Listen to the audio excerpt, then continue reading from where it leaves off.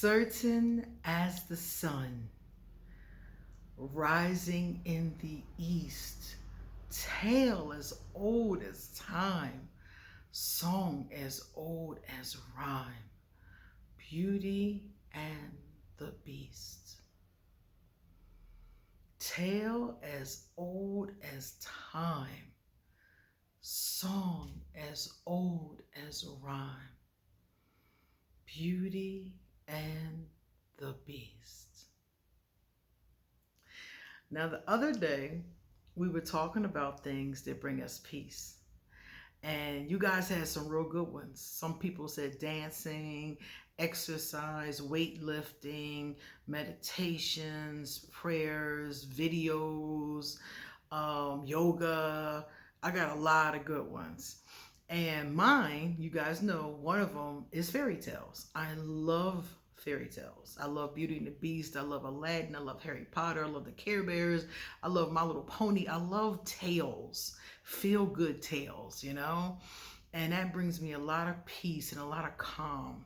So a few different Aquarius asked me if I had some other ways that they can bring more peace into their lives.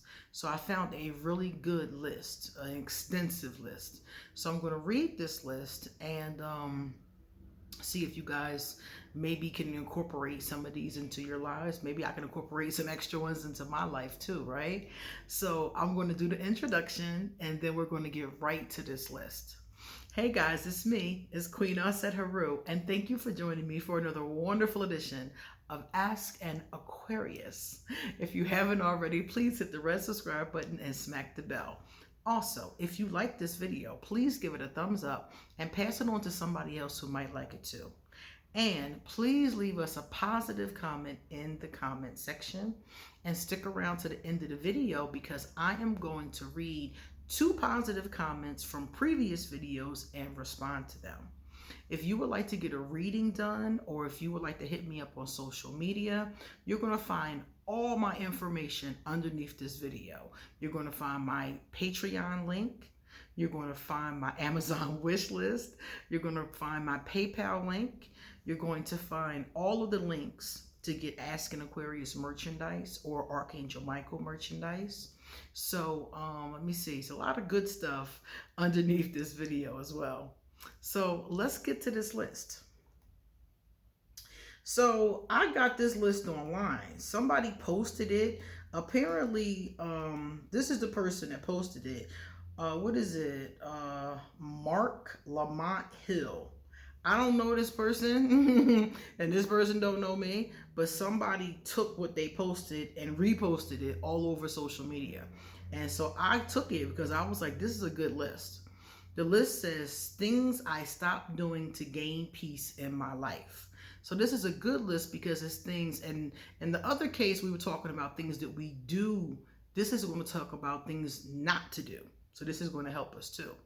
So number 1 says, arguing with people. I've told you guys about this one myself many, many times because when I was a young girl, I loved to debate and I loved to argue. As I've gotten older, I completely stopped it. As soon as somebody even tries to argue with me, I discontinue the conversation because it gets you nowhere. And one of the main ways that I see this, that I think is the biggest waste of time, I see people arguing online with total strangers. Why are you arguing on Facebook or on Instagram or on Twitter with people you don't know, and let's keep it real, don't even care about? They don't know you, you don't know them, probably never going to come across each other again, and you're up at 3 o'clock in the morning arguing with them about which is better, hamburgers or hot dogs. Okay? This is totally pointless. I've seen people in arguments for days over something very minuscule as an opinion. So this is a big one. I agree with all the ones I've read so far, so I didn't read them all, but this one is a big one on my list. I do not argue, and I especially do not argue with strangers. If somebody says some hot shit to me online or in the comment section, delete, block, move. Delete, block, move on. Delete, block, move on. I just keep it moving. I refuse to argue with strangers and people that I know. Not so much even. I think my daughter and me, we get into it because we live together, but anybody else, pretty much no. I'll cut it off immediately. And with my daughter, I'm never really mad at her. I'm irritated at the most, you know? But I'm not going to sit there arguing with people, get my blood pressure raised up about stuff that doesn't really matter at the end of the day. Number two, wasting energy on one-sided relationships. Oh my God. How many times have you been in a relationship with somebody where you knew it was not reciprocal, where you were giving more than they were giving, or they were giving more than you were giving? In this case, either way, you're wasting your time in this one-sided relationship, because if you're giving more, then you're being drained and your cup is not being replenished. And if you're not giving at all, it's probably because you don't want to be in the relationship, or there's something wrong with the relationship. And if it can't be fixed, then you're wasting your time. That's definitely a big one too. Overcommitting my time when I don't have the energy. I don't do this, but I see other people do this. They will overcommit themselves to their family or to their friends because they feel like they don't want to tell them no. They want to be there for that person. And I understand that, because I believe in being there for the people who are there for you. But there are times when you simply have to say no or offer a different alternative. Maybe you can't go help your mama move, but you can send your daughter, or you can send your significant other. Or maybe you can give her a couple dollars to get a moving company. Sometimes, it's more than one way to skin a cat. So maybe you might need to help in a different way, if at all possible. And when not possible at all, sometimes you have to just say, I'm drained. I really don't have the energy. I'm really sorry, but I can't do it. And a lot of people are afraid to say that to people because they're afraid to let them down. But you let yourself down instead. Sometimes that's the answer. Accepting and excusing, so you're accepting it and you're excusing it, toxic behavior because that was more comfortable than change. This is definitely going to disrupt your peace, because you're accepting and excusing. What do you excuse? Oh God, you're accepting it and you're excusing it. And somebody who's around you, either your significant other, your child, your family member, your friend, and you're not addressing it because of the fact that you want to keep things comfortable. You don't want things to change, and you don't want to have to go through any kind of confrontation.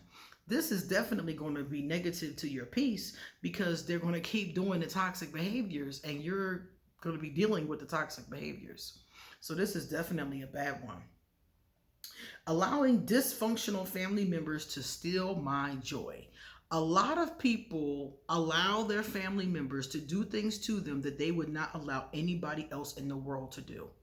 Especially, I'm going to speak specifically from being from my community, the African American community.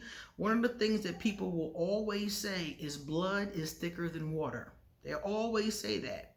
But the truth of the matter is that anybody can be dysfunctional, anybody can be abusive, and anybody can steal your joy. And it's not smart to just say, oh, well, they're family, and excuse their bad behavior. That's not good. If you cannot work out that bad behavior with that person, that may be a person that you need not to be around, family or not. It's not fair for you to let your mother or your cousin or your auntie destroy your peace. And if you can't work that out with that person, I would greatly, and this is what I do personally, I just back off how much time I spend around that person so we can both have some peace. Trying to fix people as an act of love. This will definitely steal your peace, because you're going to be trying to fix this person. And in some cases, the person might have some things that they need help with.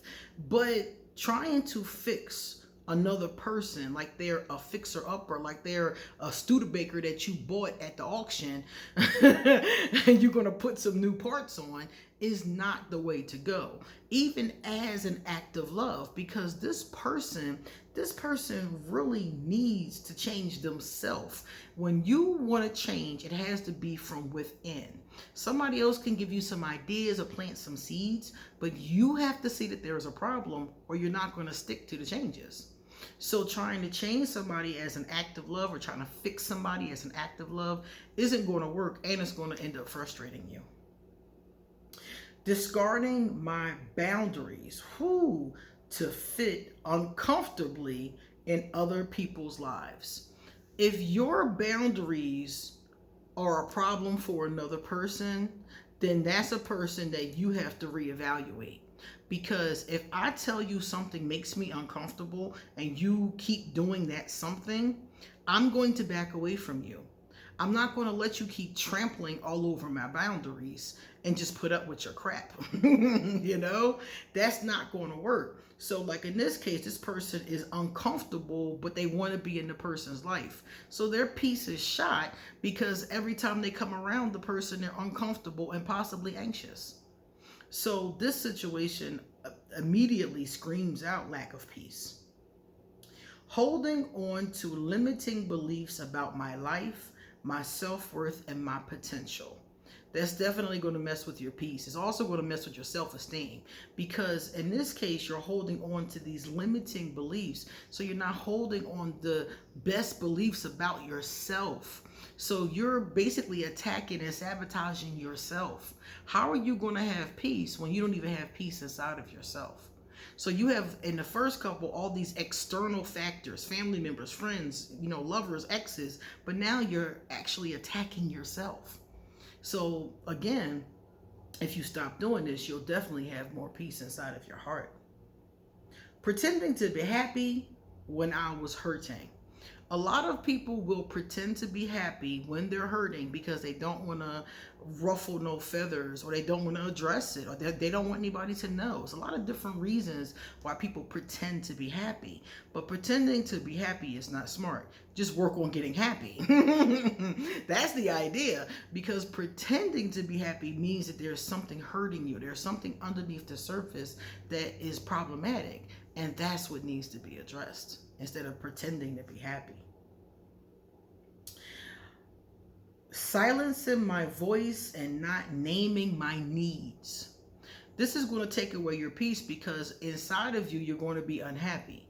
You need whatever you need and you're not going to get it. So you're going to be unhappy about not getting your needs met. So you're not saying whatever you're not saying because you don't want to ruffle any feathers. You don't want to set it off, but you're still not getting what you need. You have to find a way to ask for what you need without it being a fight. If you can ask for what you need in a way that is comfortable and calm to you both, and that person understands that this is something that you need from them. And if they refuse to give you what you need, you don't just stop asking, you question that relationship. See, I think a lot of relationships need to be questioned. If they're taking away peace in your life, they definitely need to be questioned. Overthinking about my past and things I cannot change. I do this sometimes. Sometimes I do. Sometimes I do think about the past. I do think about things I can't change. I do think about things that still hurt. And I do a lot of work on those kind of things, and that's why they come up. And slowly but surely, I forgive and heal each one as they come up. But sometimes it's not the others, it's me. Sometimes I'm looking at the past, judging me. Like, why did you let this hurt you so bad? Why did you do this? What were you thinking? Sometimes I ask myself, what were you thinking? And this is unproductive. It does take away from your peace, because you have to accept yourself and you have to accept your flaws. Your flaws are your flaws. You have to accept them. Even as you're working to change them or heal them or whatever you're doing with them, you can't hate yourself through the process. You have to accept yourself through the process. Holding on to people I've outgrown because of the time invested. I hear this a lot from couples. Couples will say, well, we've been together for 10 years. We've been together for 20 years. I don't want to start over. What about all this time? If you've been with somebody unhappy for any amount of time, it's too long. So just because you've been making a mistake for 20 years doesn't mean you should keep making the mistake. Actually, the contrary. The sooner you figure it out and stop making the mistake, then you can move on to better pastures.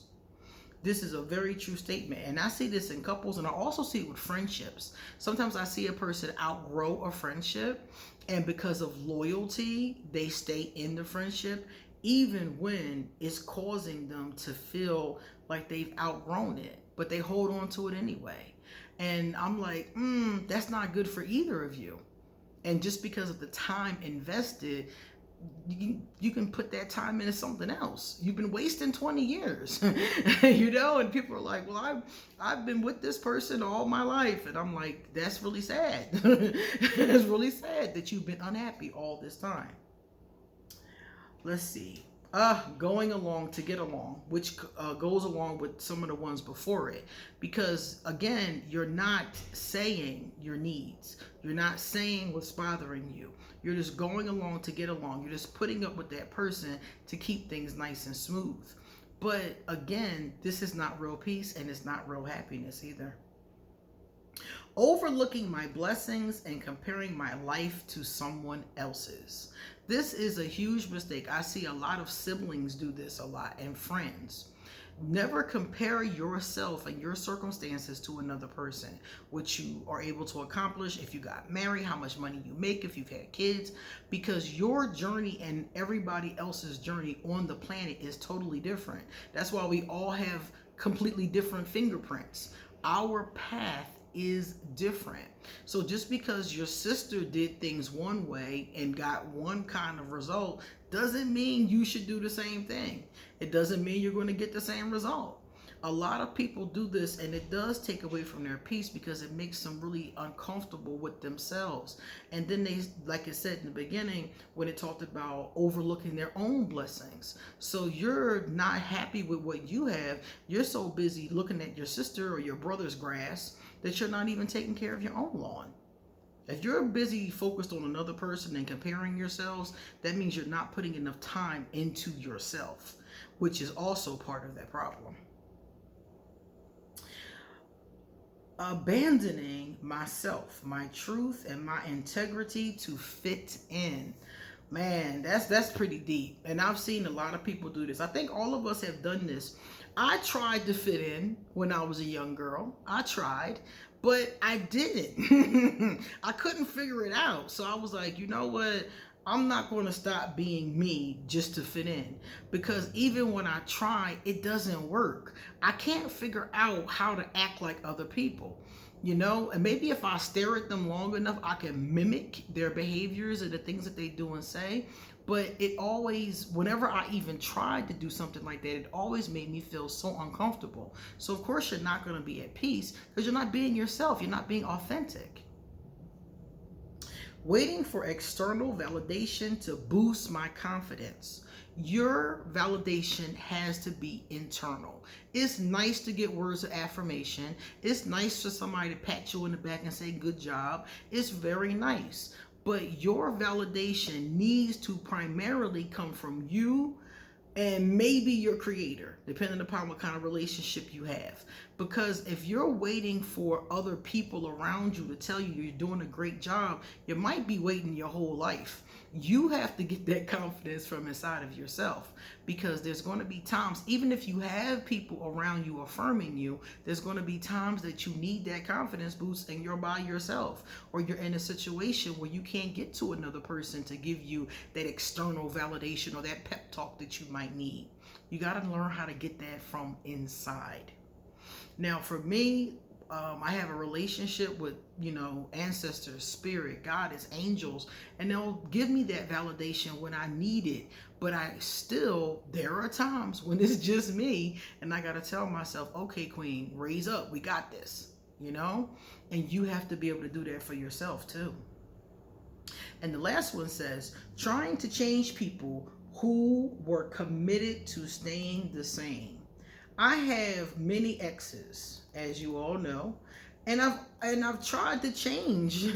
I've tried to change several of them for my own selfish reasons, because I thought that they would be a better mate for me, basically, if they changed these certain things, and it might have made them a better person overall.